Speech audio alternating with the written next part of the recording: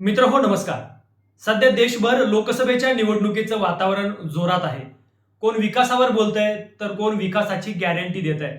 महाराष्ट्राचा जर विचार केला तर महाराष्ट्रात कुठल्याच राजकीय नेत्याची हवा नाही, एवढी हवा मराठा संघर्ष योद्धा मनोज जरांगे पाटलांची आहे.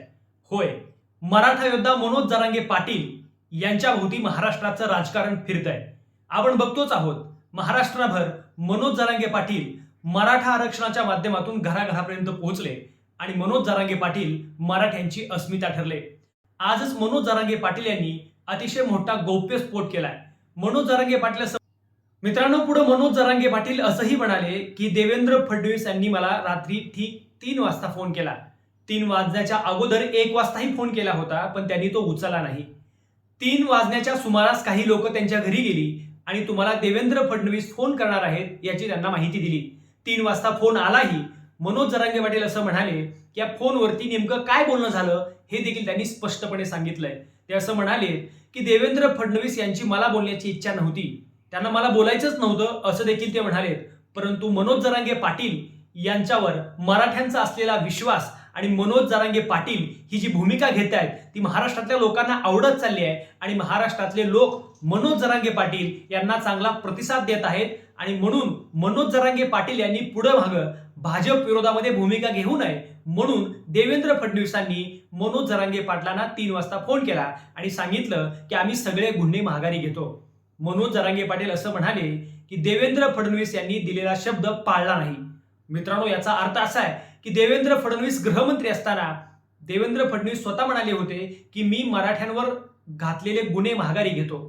मग ते गुन्हे का माघारी घेतले नाहीत याची देखील उत्तर आता शोधणं गरजेचं आहे. दुसरा अत्यंत महत्वाचा मुद्दा म्हणजे मनोज जरांगे पाटील असं म्हणाले की मुख्यमंत्री एकनाथ शिंदे यांनी देखील जरांगे पाटलांची शुद्ध फसवणूक केली आहे. सगळे सोयरे ह्या शब्दावरून मनोज जरांगे पाटील ठाम असताना एकनाथ शिंदे यांनी त्यांना शब्द दिला होता की सगळे सोयरे या शब्दाची अंमलबजावणी करू. परंतु दुर्दैव की आता निवडणुकांचा काळ सुरू आहे, महाराष्ट्रामध्ये आदर्श आचारसंहिता सुरू आहे. मनोज जरांगे पाटलांनी हेही सांगितलेलं आहे, हेही आश्वासित करून सांगितलेलं आहे की आता मी आचारसंहिता पूर्णपणे पाळणार आहे कारण मी कायदा मानणारा माणूस आहे असं देखील स्पष्टपणे जरांगे पाटलांनी सांगितलं आहे. याच्या पुढे जाऊन मनोज जरांगे पाटील असं म्हणाले की देवेंद्र फडणवीस यांनी पोलिसांना पुढे घालून मराठ्यांवरती अन्याय करण्याचं काम केलंय. मित्रांनो, ह्या सगळ्या गोष्टीवरती चिंतन करणं काळाची गरज आहे.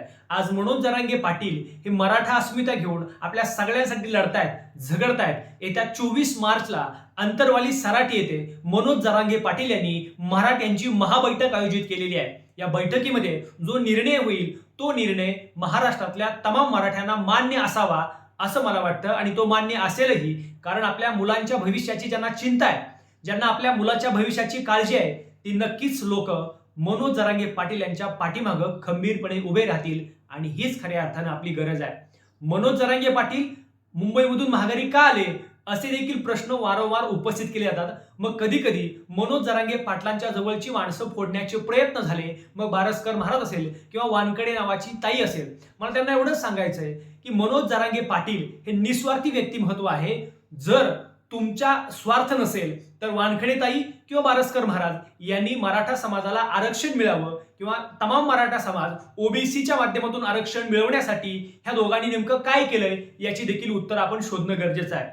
मनोज जरांगे पाटील यांच्यावरती टीका करणं सोपं आहे, परंतु मराठ्यांना आरक्षण मिळण्यासाठी मी काय केलं याचं उत्तर बारस्कर महाराज आणि वानखेडे यांनी देखील देणं अत्यंत महत्वाचं आहे. दुसरा राहिला मुद्दा म्हणजे मनोज जरांगे पाटील हे मुंबईमधून वापस का आले, माघारी का आले.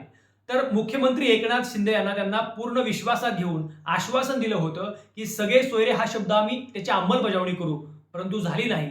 पण तरी देखील मनोज जरांगे पाटील पुन्हा एकदा मैदानामध्ये उतरले आहेत आणि मी एवढंच सांगतो की वाघ 2 पावलं मागं सरकतो, तो मागं हटण्यासाठी नाही तर पुढे झेप घेण्यासाठी.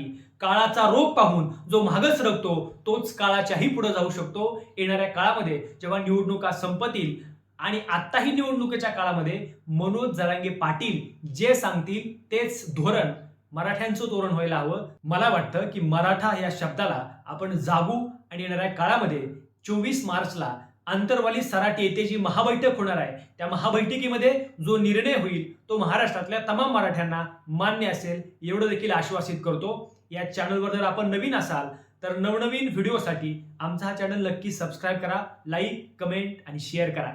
धन्यवाद.